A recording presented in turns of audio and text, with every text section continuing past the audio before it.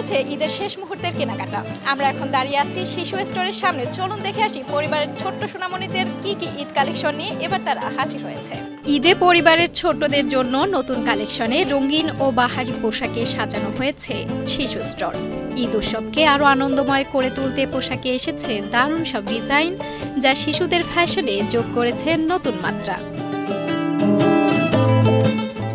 শিশুদের আরামদায়ক ও স্টাইলিশ পোশাকগুলো নরম ও উচ্চমানের কাপড় দিয়ে তৈরি, যা বিশেষভাবে তাদের কোমল ত্বকের জন্য উপযুক্ত।